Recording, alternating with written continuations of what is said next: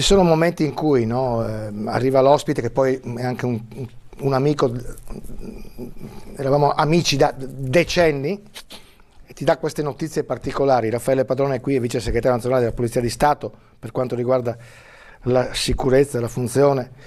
Mi diceva appunto che è deceduto un suo collega, 45 anni, pensate, Bruno Gasparri, che tra l'altro era un agente della polizia ferroviaria proprio alla stazione qui di Pordenone. Ovviamente sono queste notizie che non vorresti mai dare, e questa purtroppo è anche, purtroppo è anche la vita. Un abbraccio enorme alla famiglia e ai figli del poliziotto ferroviario Bruno Gasparri, che è deceduto quest'oggi. Allora, Raffaele, Blitz, polizia di Stato, polizia municipale e per la prima volta anche uomini della polizia infiltrati. Sì, ben ritrovati, scusate un po' lo stato d'ansia. Per le parole che mi scriveva questo collega. Sì, l'ho letta anch'io. L'hai letta anche tu, Gigi? Sì, no? Sono veramente incredibili, prego. Niente, volevo dire questo.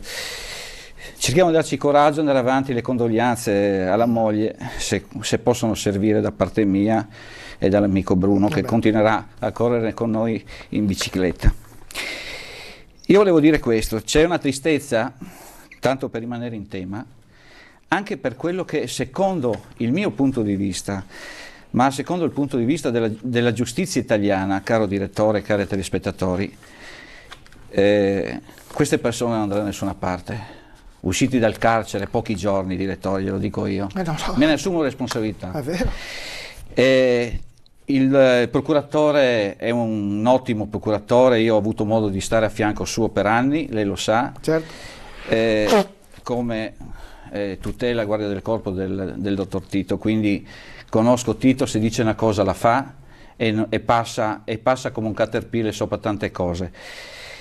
Ci metterà del suo, ma la giustizia italiana non la fa il dottor Tito, non la facciamo noi la applichiamo, lui applica le norme, noi applichiamo l'operatività. Queste persone sicuramente, fino a che non ci sarà un processo, innanzitutto adesso sono in carcere, sono un po' a Trieste, un po' a Pordenone, un po' a Udine e un po' a Belluno, Gorizia, perché noi non abbiamo neanche posto per tenere i detenuti nel nostro carcere, speriamo che il carcere venga fatto in fretta, e verranno sicuramente rilasciati da qua a giorni, se non da qua a ore, dopo che i colleghi hanno avuto uno sforzo da febbraio, giorno, mattina e notte, compresi i colleghi che sono venuti fuori e hanno rischiato la loro vita, perché se viene qualcosa al naso di queste persone, certo, sono persone che ti tirano fuori il coltello in 3 secondi. Verranno rilasciati, ci sarà un processo, speriamo che il processo sia da qua a 6 mesi, quindi in questi 6 mesi gireranno ancora per Pordenone.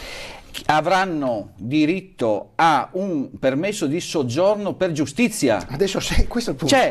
Allora io veramente stasera non so se rispondere come voglio rispondere, direttore, alla sua vecchia maniera, perché io veramente divento cattivo.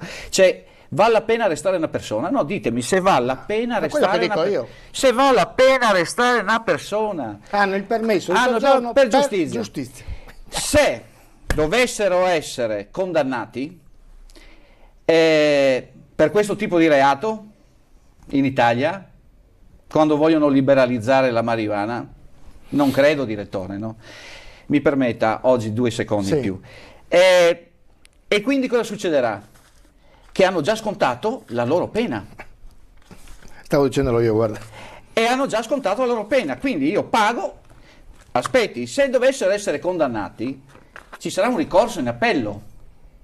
Nell'eventualità, tanto gli avvocati ci sono. Paghiamo noi perché loro non hanno i soldi. E quindi cosa succede? Che saranno riammessi nell'attività giornaliera loro e avranno la condizione di trovarsi un lavoro. Se questi trovano un lavoro è finita, non vanno più via. Non mi fate aggiungere altro perché Grazie, stasera non ho tanta voglia. immagino, neanche io, Raffaele Padrone, grazie, guardi, Grazie a veramente voi. sono cose queste che solo in un paese, secondo me, come l'Italia possono accadere. Lo sviluppo dei percorsi ciclabili transnazionali del bacino del Mediterraneo passa anche dal Friuli Venezia Giulia.